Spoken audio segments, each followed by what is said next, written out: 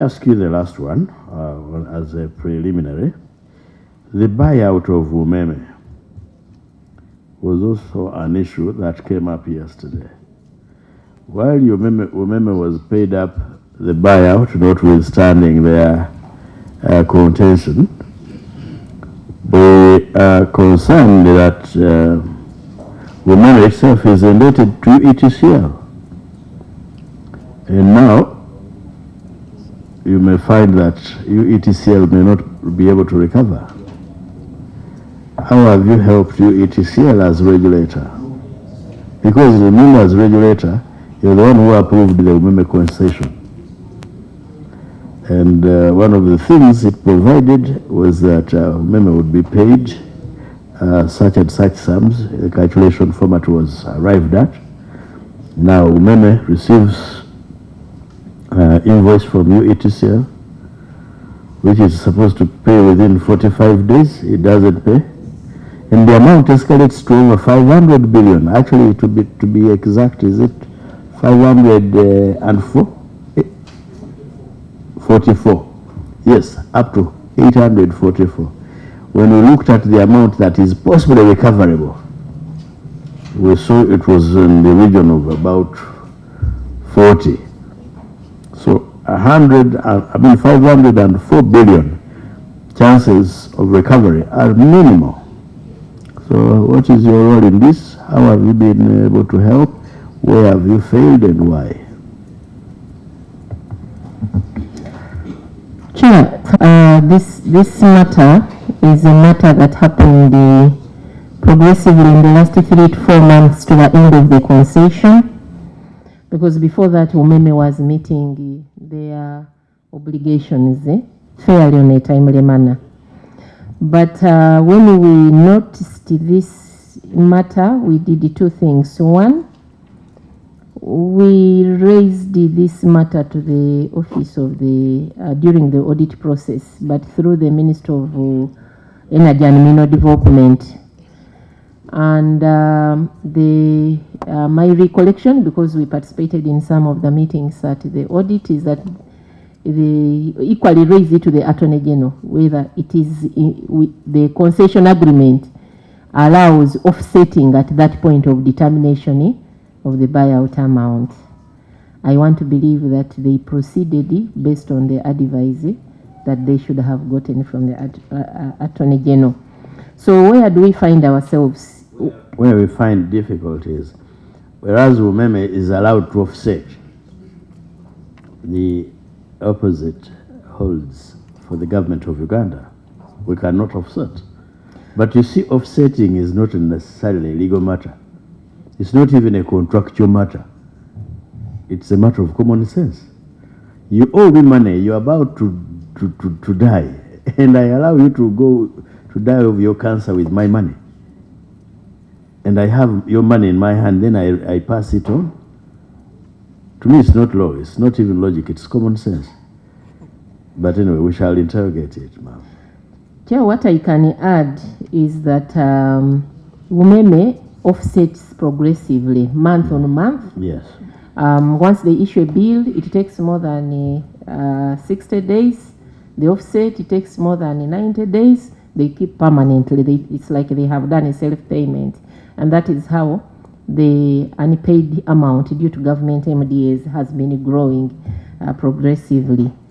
Previously, we raised this matter during the time of the late Muhankanizi, and it had grown up to more than 100 billion Uganda shillings, and he deducted that source and we toggled it to 0, so that we don't have any outstanding obligations at you-Ssegona. That is the same effort now we are trying to do, although the current PSST requires the decision of cabinet, which we are processing before and then where will umeme be? What will be the status of umeme? Now, that money is supposed to go to you-Ssegona. The amount slightly over now 200 due to government MDAs and any payment. The PSST is supposed to disburse to you-Ssegona. Even the other time, the then PSST disbursed to you-Ssegona because umeme had already paid. So when we look at the 500, the first thing is to derate these withholds, which the accounting officers of the various government MDAs, they don't deny because they have countersigned those bills. They acknowledge that they have utilized the power, but they haven't paid, including the PS of Ministry of Defense. So what has happened is that the Permanent Secretary, Minister of Energy, has written to the PSST to deduct at source and pay UETCL so that UETCL is able to meet their obligations. The other thing we have flagged is for UETCL to call upon their right under the power purchase agreement, and they have started this process. They've had so far 2 meetings with the UMEME, a matter that we see that UMEME has no reason why they are not paying, because the reality is that they collected the money. The money is the energy is metered through the electricity meter, the Yaka vending meter. So we have all evidence that they collected the money, and therefore they have no reason not to remit the money. Yeah, actually they said, one, they admit, and they used the words, they are committed. I said, where there is a commitment, but the timeline has elapsed. where there is admission of liability, why would somebody not pay except if he's lying, he's not committed, or he's broke? And my concern is I do not know whether UMEME will have and or retain the ability to pay. Where we are heading. Chair, as of now, UMEME has the ability to pay. Is UMEME within your jurisdiction anymore? You as the regulator? No, but UETCL has flagged 7 days beyond which we take on them legally. But UMEME as a listed company on the Security Exchange of Uganda, and also from our side as the regulators, we know that UMEME has money, because they've been collecting money from 1st January 2024, and they've not paid any shares to any shareholders of UMEME. I believe it's because of these obligations that they have not yet announced any dividends, and they have not touched the money. The money is there, they have the money. The only issue is that they have defaulted the clauses in the power purchase agreement, and hence UETCL must take on them legally. Yeah. Yes, Honorable Itungo, then Honorable Bakabulindi. Thank you, Mr. Chairman. It's about the statement that was made here yesterday that UMEME is still claiming. Are you aware that UMEME is still claiming, and claiming what? Then Chair number 2, on the issue of the MDAs that are not paying, if they're hiding under the cover of security, what are you doing? Are they going to remain under the cover of security and they're not paying? I would be happy if you are telling us the steps you are taking, or if you have an MOU with them or something, so that we know that something is happening. But when you say we have succeeded by 80% and 20% is not there, it doesn't come out well. So can you tell us the steps or the efforts you are putting in place to recover from the security agencies? Chair, I'm just seeking clarification. In fact, I had not wanted to ask anything about this circus to stay regulatory authority in this circus of buying off UMEME. As far as the government is concerned, were you advising the government? Were you helping the government? Were you on the side of UMEME? Because we reached a time when also government was confused of how much should it pay. You now, as the regulator, what was your role from the beginning?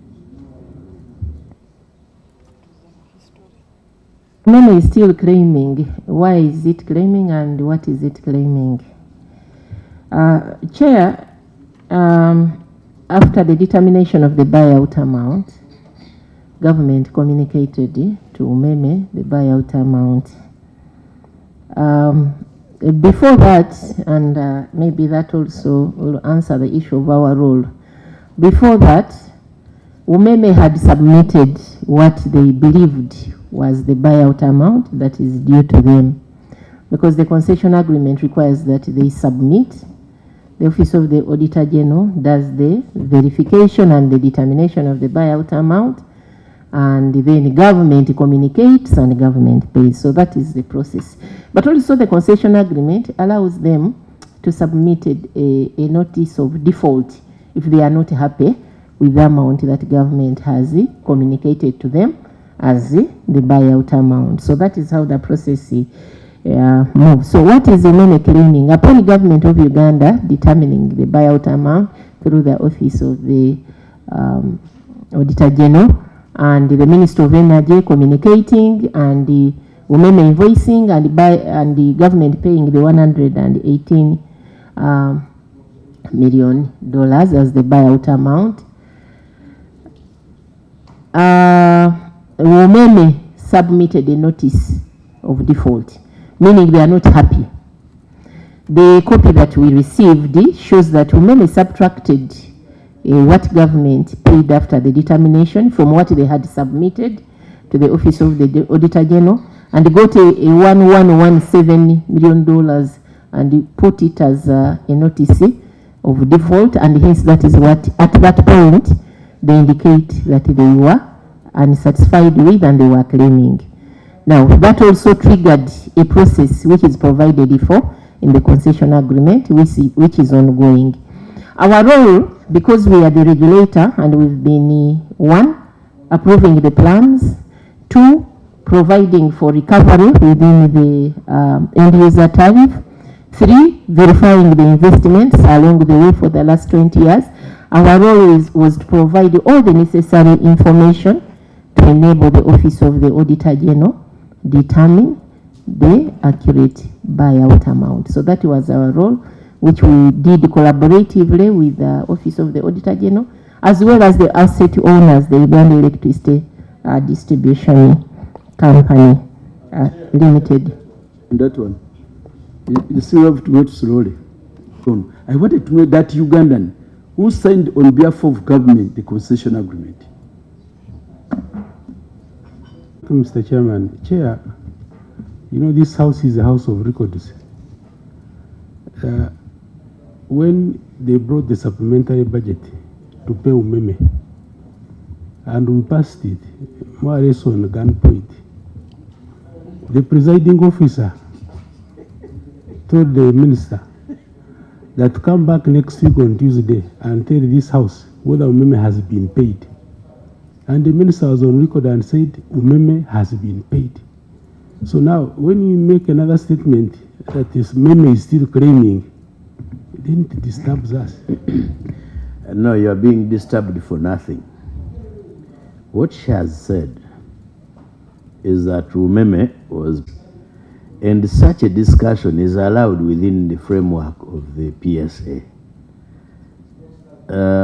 What we should be waiting to hear, a bit of where it looks like a deal, maybe the deal looks like it,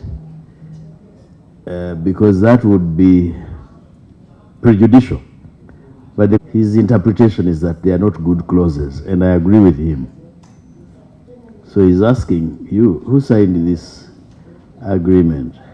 And what happens if we dispute, we continue to dispute this amount? How are Umeme's creditors going to recover? Because what is Umeme is claiming now is under dispute. Yes. Why would government go ahead to pay the amount which is in dispute? No. She has not said the government is going to pay the amount in dispute. The government paid what was not disputed. Okay, by our own approval of the, in principle, that let the amount be audited by the Auditor General. So that amount which was... The Umeme did not agree with government. True. So why they received the amount which government paid? Yes. There is what we call mitigation of loss. Someone to mitigate your loss. So, to Umeme, government paid in diminution, not extinction. Yeah, full and final settlement. As far as Umeme is concerned, you paid less. So the dispute remains over what Umeme claims. It can be subjected to arbitration, As government, we are saying, no, we sorted you and settled you. Umeme says you did not. Can you rely as you-ETCL on an amount which is in dispute? My answer is not in the affirmative, it's in the negative. Thank you, Chair. Chair, there are two outstanding questions. One is what then happens if Umeme keeps on disputing and the government keeps on its position. The concession agreement provides now for arbitration. So that is the next stage. If the two parties don't resolve through negotiation. Where is the arbitration? In London. Here it is in London. Okay, so we shall Chair, continue paying. That's okay. Chair, who signed the concession agreement? And is Umeme a Ugandan company?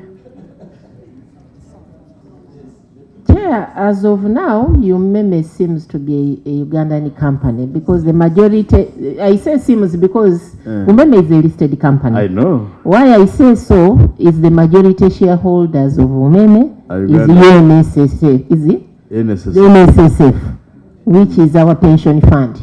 So by default, they have controlling powers. But from the licensing point of view, the majority shareholder has controlling powers of a licensee. Chair, Is Umeme working? No, just wait a minute. Engineer, is Umeme working in Uganda?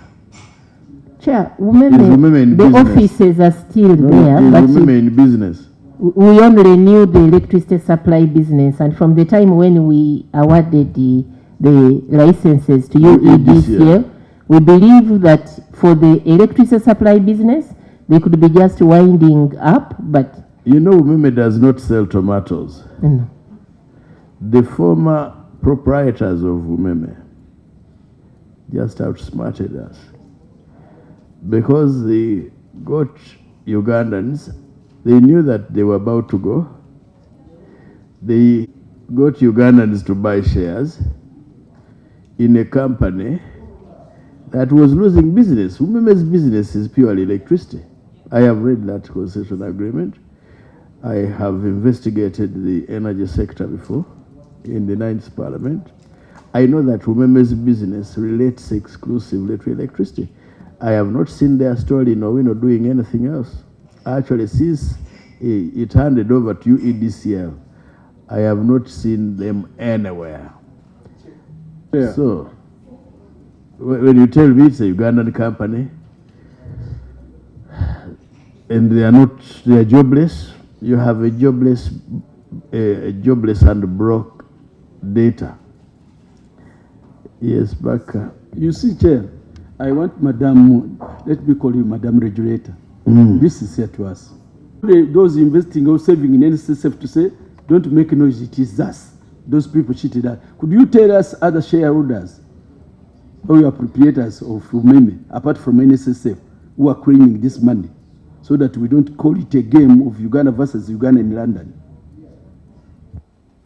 Chair, we can submit the list of the shareholders from the... And the support agreement was signed between the Ministry of Finance and Utility specifically. It was signed between the Ministry of Finance and Umeme Limited.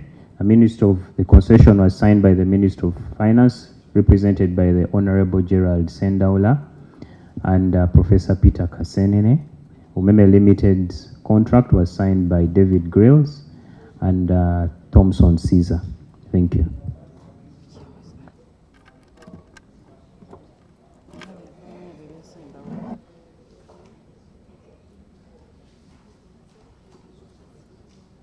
Council Bigger, let me look at that concession agreement.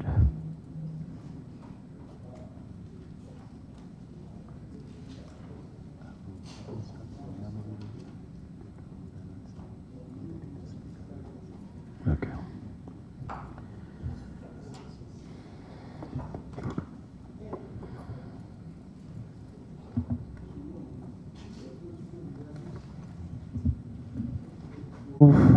Their relationship soured, and each started pulling to want to take the project on their side.